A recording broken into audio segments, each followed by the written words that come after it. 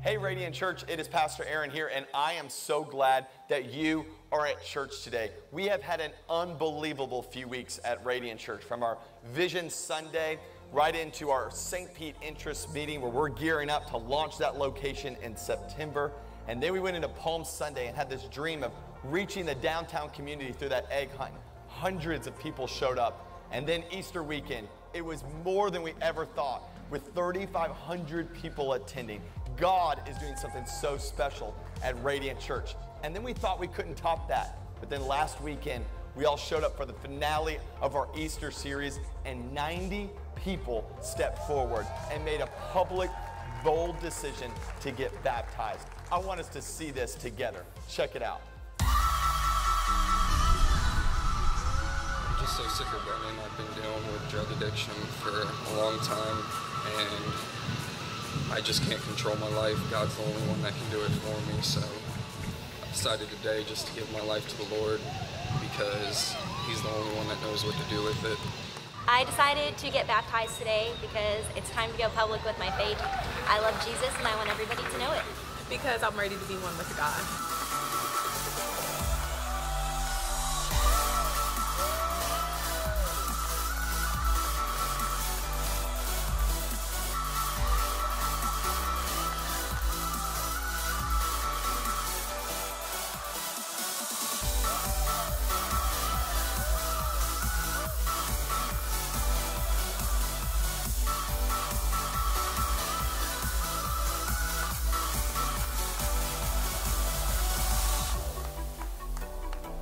Come on, Radiant Church, that deserves us giving God some praise this morning. Isn't it unbelievable to be part of what God is doing here? It really is because of your generosity and His grace that we are seeing so many lives changed, and really, it's just the beginning. The best is yet to come.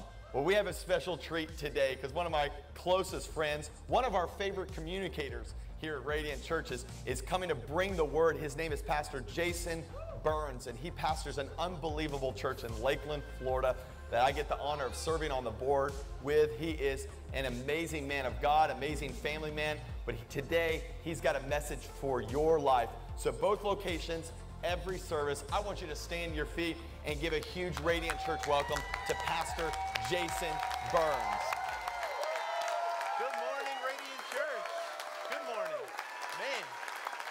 It is alive in here. It is so good to be with you. Do me a favor, you can be seated this morning. I am so honored to be with you. It is a joy to be with you here in South Tampa. And also, would you do me a favor? Would you welcome the not the Brandon location, my bad, the downtown location? I'm prophesying. Come on, put your hands together and welcome them, everybody. I'm prophesying for you. You're going to have a Brandon location someday. I feel like every time I come, there's a new campus. Like 5 years from now, would you welcome Brandon? Radiant Mars, everybody. So it's where we're going, Hey, if we haven't met, my name is Jason. I'm one of the pastors of a church in Lakeland called Access Church, and I love when I get to be here. I've been here several times, and you're family now, and I love when I get to be here. I love what God's doing through your church. I mean, that video is amazing, and I hope you never take for granted the beauty of being a part of a church like this. It's a miracle what God is doing here, and don't miss it, because when you take things for granted, they have a tendency of exiting your life, and so please don't miss it. I hope you know just how blessed you are to have the amazing staff and team here at this church, and also to have Pastor Aaron and Katie as your pastors. I mean, they are unbelievable. Here's what you need to know about them. One of the best things you can say about a leader is that the closer you get to them, the more you love and respect them. And I know many of you know them from a distance, but you need to know they are the real deal, and they love you. Like every time I'm with them, all they talk about is you. And so they love you so much, and it is a joy to be with you here. I honor you, I honor them.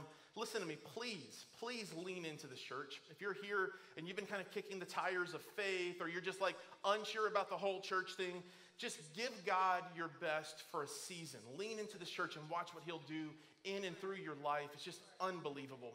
Today, I have the privilege of sharing something that really, it's a message that so burns in my heart, because I really do believe that God created you with the capacity to dream.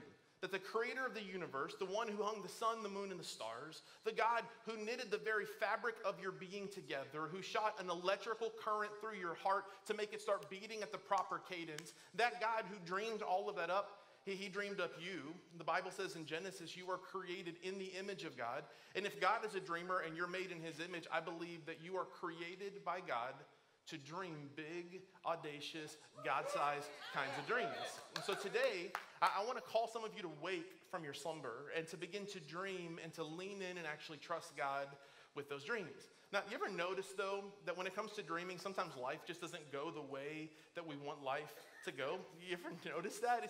It's strange to me how life goes. A couple of weeks ago, I got a call from my wife, and I was at work just doing my thing, and she called me, and when I answered the phone, she was panicked. I could hear it in her voice. She was like breathless in this moment, and she says to me, Jason, I need you to get home as soon as you can. The school just called, and Joey, our oldest son, Joey, had an accident. He blacked out and hit his head really hard. Now here's a picture of my family. This is my wife, Liz, beautiful Italian girl. She is actually in London right now, where she would be here. We have 3 amazing kids. Joey's 10, Gavin is 7, and Ella is my favorite, and she's 3.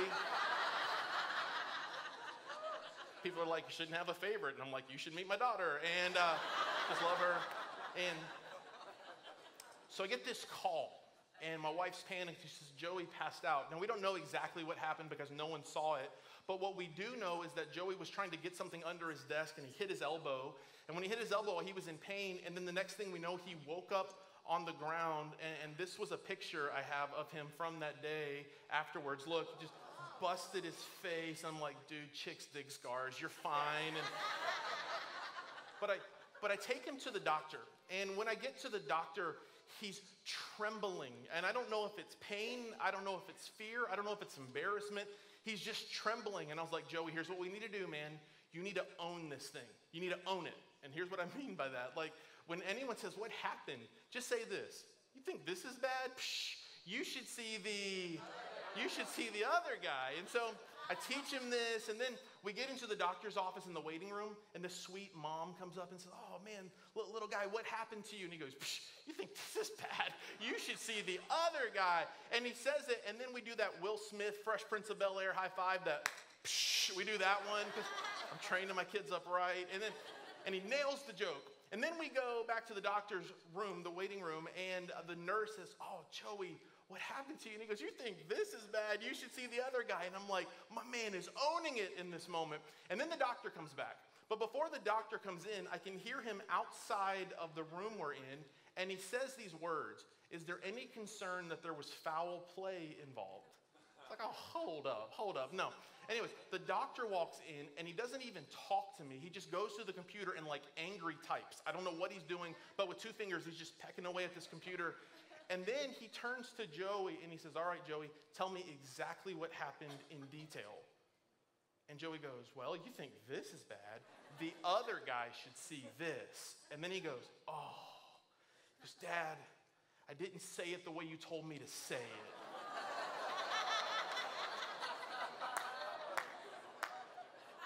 And then the doctor looks at me with this glare, and he turns back to his computer and he starts angry typing again.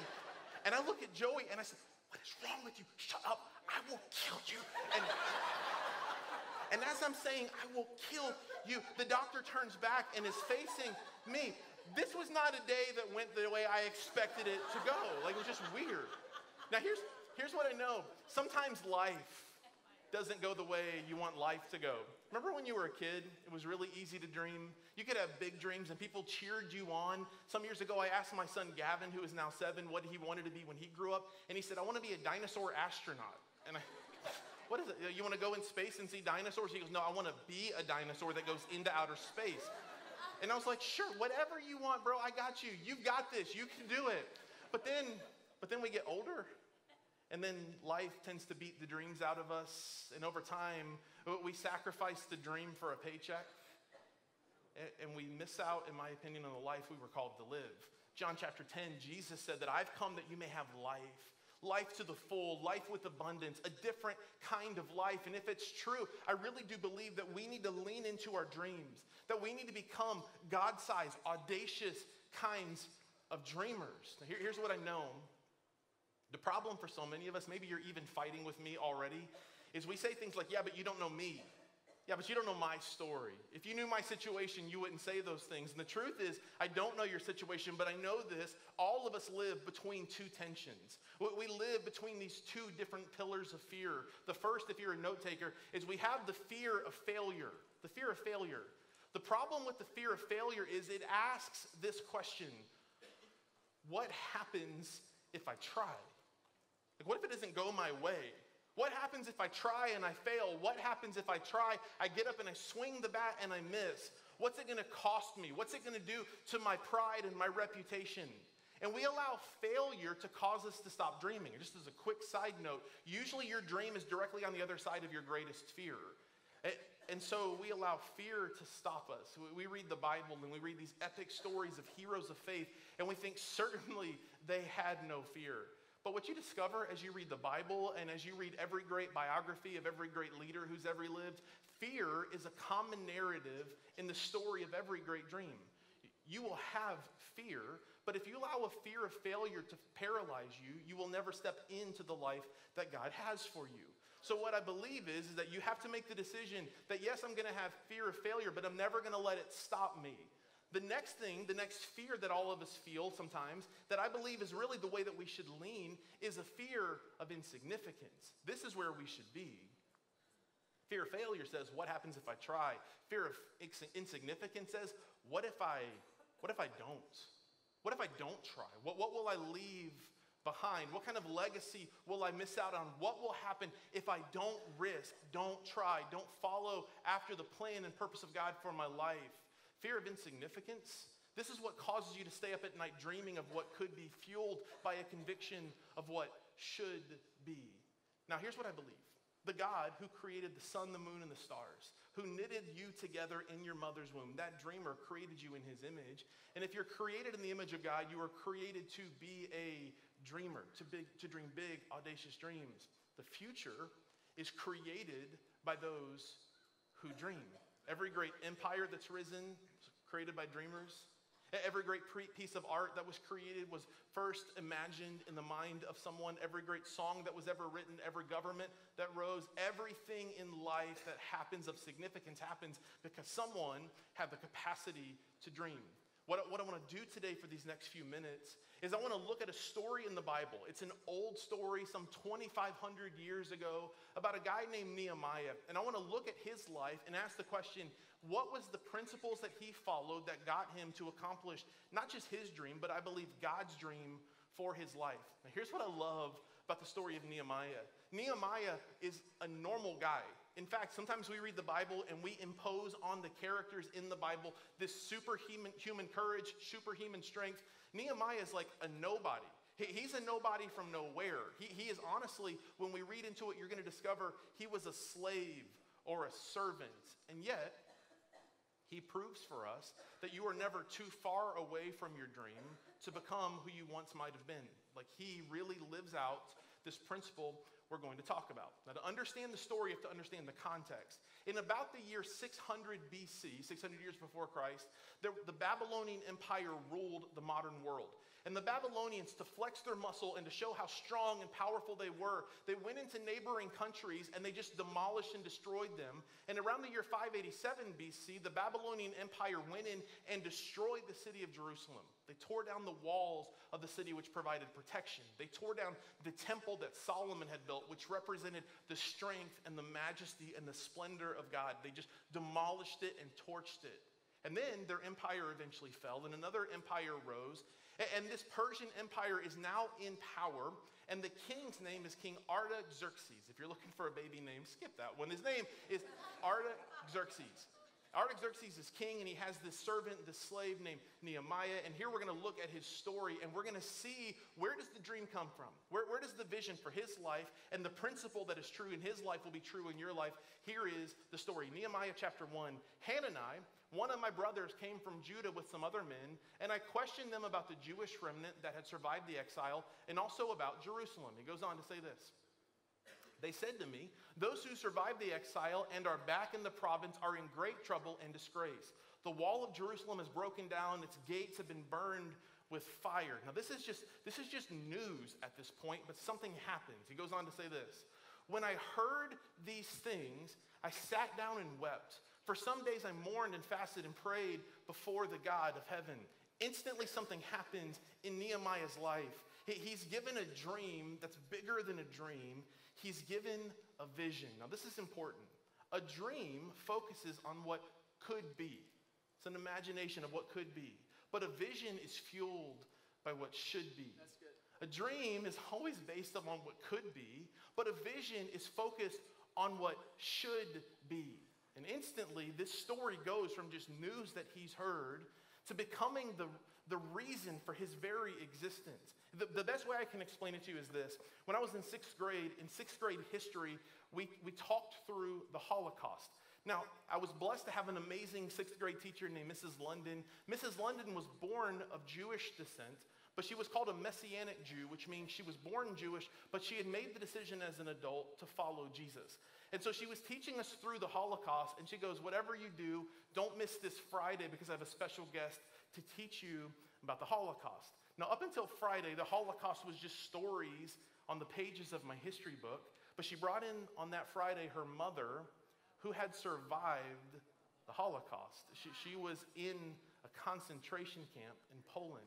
She came in and she rolled down her sleeve and she showed us her wrist, and on her wrist were numbers that were tattooed by Nazi Germans to identify her, to strip her of all of her humanity and label her as nothing more than a number. So you get the picture here. All of a sudden, these words in a storybook that came alive for me. If you've ever gone to the Holocaust Museum in Washington, D.C., or if you've ever toured in Poland or in Germany, some of the concentration camps that still exist, all of a sudden it moves from being a story and news to being personal.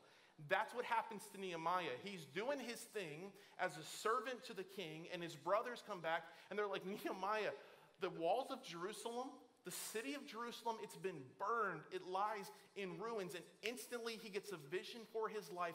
Instantly he says to himself, this cannot be. This city is not only the home to our forefathers, but this city represents our God. And if it represents our God, it cannot be destroyed. Something has to happen. So what does he do in that season? He begins to pray and he begins to work. He begins to pray and he begins to work. He prays for an opportunity, and he begins to work as if God's going to answer.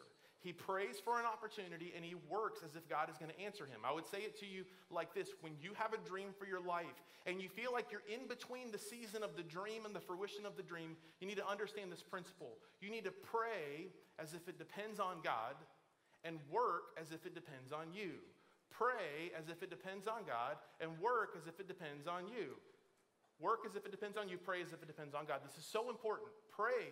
You need to pray. And so many people, in my opinion, make the terrible mistake of just praying. And there's nothing wrong with prayer. Prayer is an aggressive, not passive. It's an active pursuit of what God wants. But beyond that, you need to work. And some of us, we just work and we leave God at arm's length. And the principle here is it takes both to accomplish the dream in your heart. Pray as if it depends on God, and work as if it depends on you. So he prays for an opportunity and he works, and he prays and he works. If you were to skip down 6 or 7 verses in chapter 1, here is the end of Nehemiah's prayer. It's fascinating to me. He says this, Nehemiah 1 verse 11. Let's go to that if we can, please.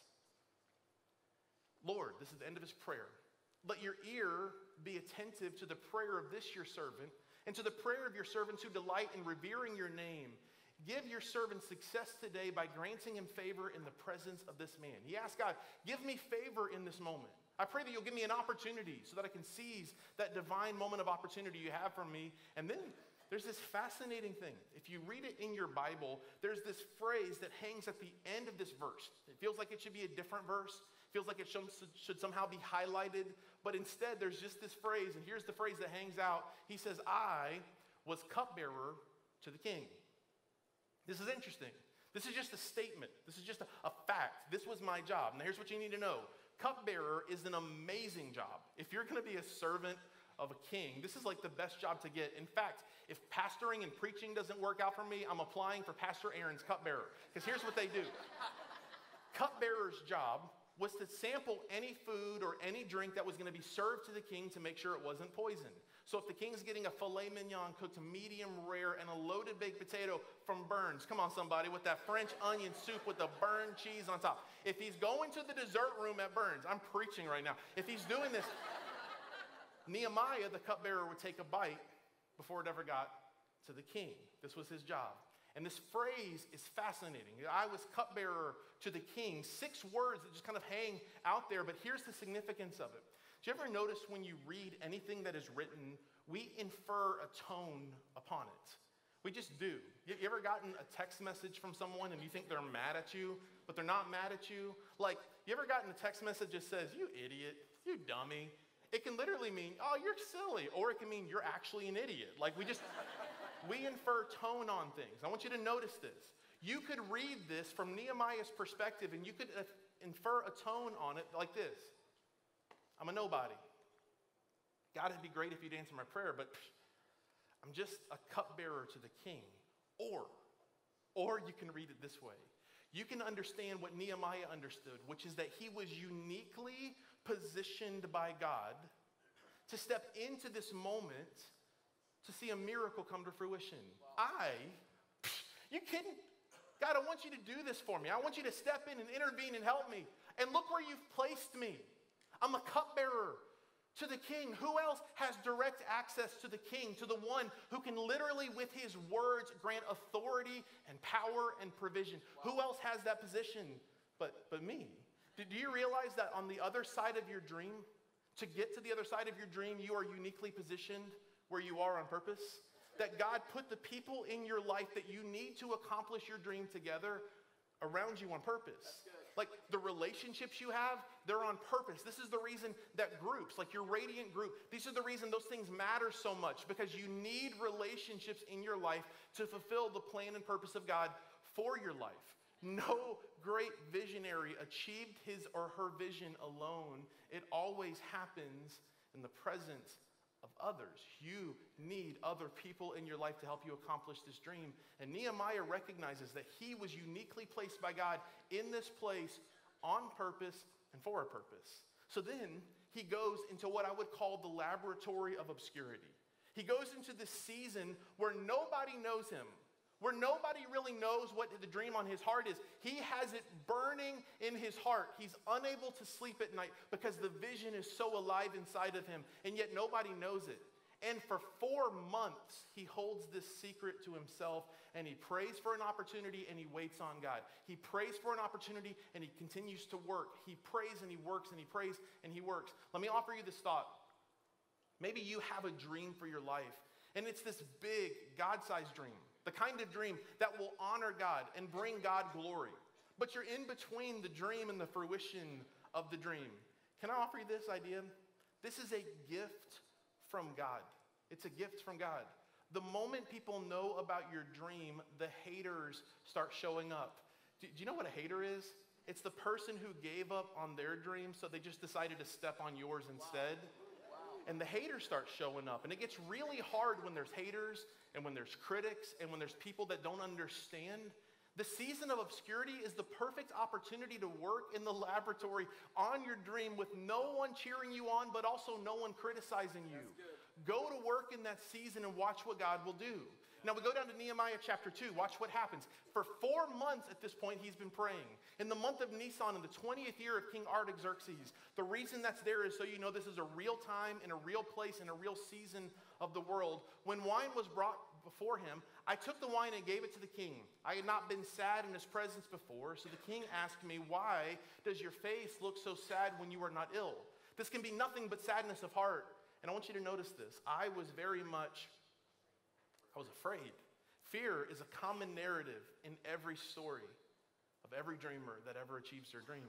I was afraid, but I'm not going to let fear stop me. But I said to the king, may the king live forever. Why should my face not look sad when the city where my ancestors are buried lies in ruins and its gates have been destroyed by fire? The king said to me, what is it you want? Then I prayed to the God of heaven, and I answered the king, if it pleases the king, and if your servant has found favor in his sight, let him send me to the city in Judah where my ancestors are buried so that I can rebuild it. Then the king, with the queen sitting beside him, asked this question. He asked, how long will your journey take, When will you get back? It pleased the king to send me, so I set a time.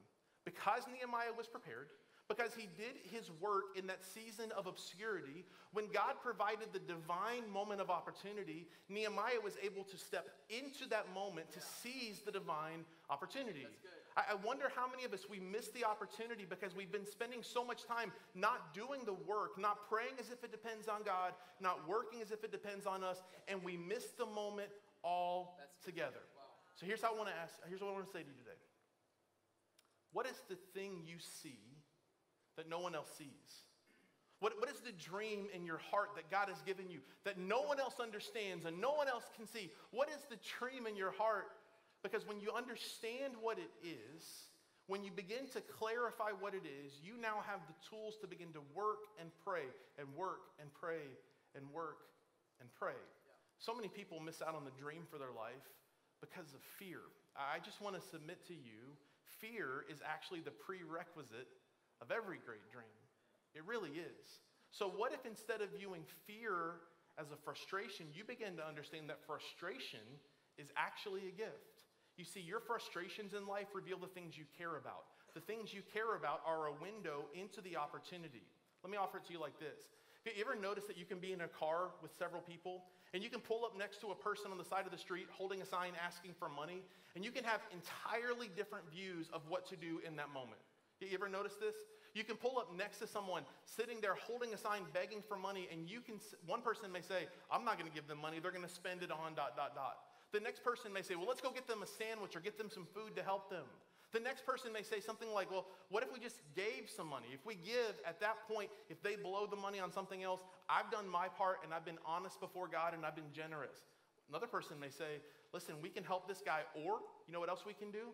We can begin to start an organization or partner with an organization, and we can do something to eradicate this need and to eradicate homelessness in our city. All four different responses to the same moment. I'm going to ask you a question again. What is the need you see that no one else sees? What is the passion that God has put in your heart? And what would it look like if you made the decision to go after it with all of your heart? See, here's the question I think all of us have to ask today.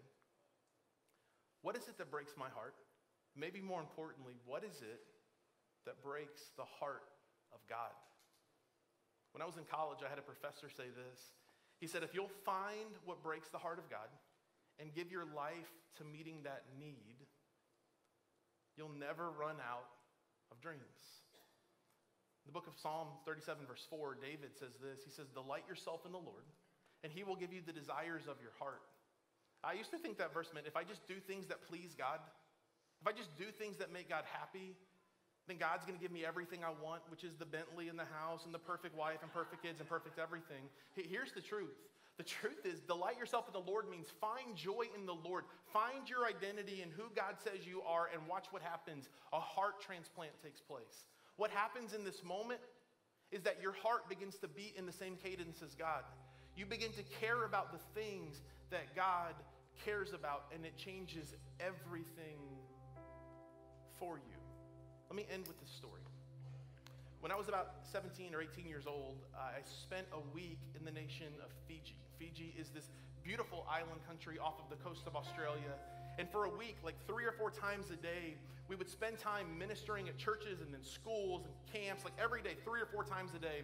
And all week we had built up to this last night. On this last night of the trip, we were going to do a massive countrywide service.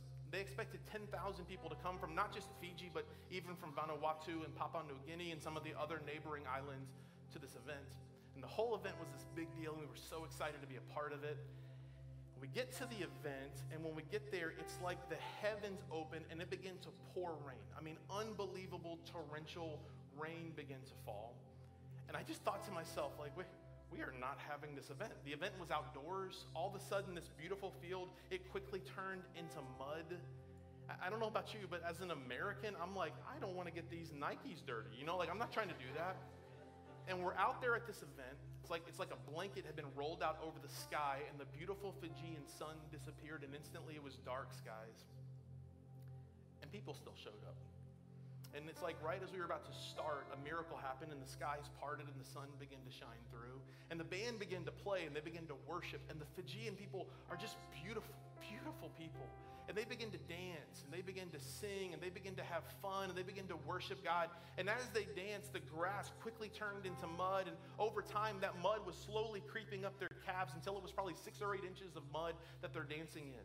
And then my mom and dad who were with me were sitting on the stage, and they went down, and they began to dance with these people in the mud, and it was this beautiful expression of worship. And then the host of this big event was a tall Fijian man. He's probably 6'5", very strong, very deep voice. His name was Suliasi Kurulo, but everyone called him Brother Suli. And Brother Suli slid over next to me, and as all these Fijian people were dancing, Brother Suli said to me, he said, so Jason, what do you think? And I said, sir, I think these people are crazy. And he said this, I'll never forget this phrase. He says, oh no, Brother Jason. These people, they are not crazy. These people, they are free. And I realized in this moment, out of 10,001 people, there were 10,000 people celebrating the freedom that God had given them. And there was one idiot stuck in his own pride, unable to dream, like, what do free people do? Free people dream. They dream big, God-sized, audacious kinds of dreams. When you experience the freedom that only comes from the Lord, it changes everything. What would it look like if you just begin to pray, God, show me the dream you have for my life. God, help me to step into this moment, this dream that you have for me. Let me say this to you. Your dream will never be about fame. Fame is self-serving and self-seeking. You can be famous and have done nothing. Look at Kim Kardashian, right? Like you can do nothing and be famous. You need to pray for greatness. Fame is about you, but greatness is always about others. And what would it look like if you begin to realize that the only gatekeeper to your dream is courage?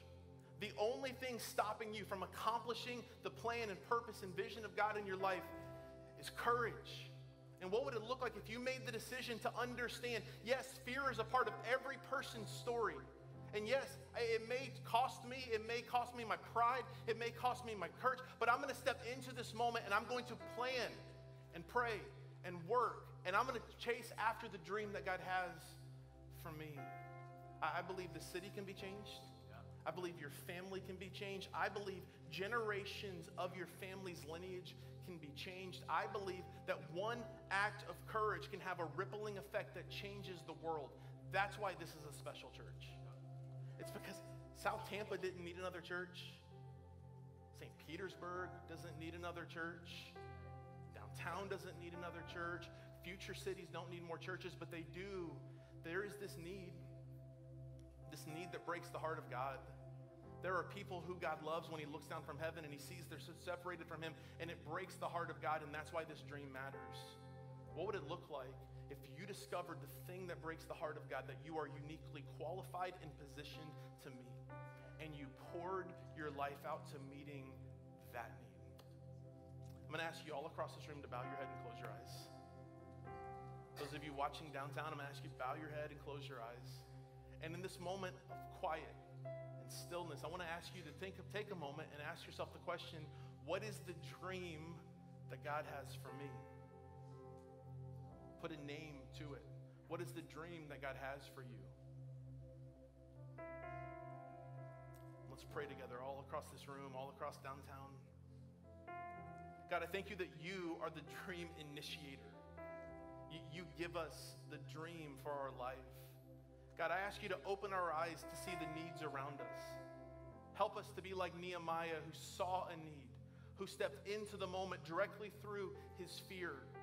He stepped into the presence of a king, and because of his courage, the city was rebuilt, and it was all for your glory. God, in the same way, I believe that there's needs that many of us are uniquely positioned and equipped to meet.